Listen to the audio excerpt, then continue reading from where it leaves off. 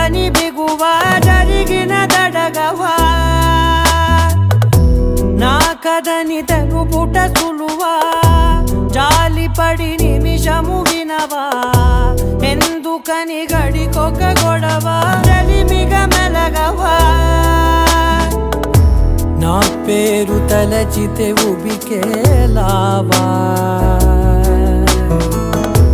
చల్లబడినను నువ్వు కరుణించవా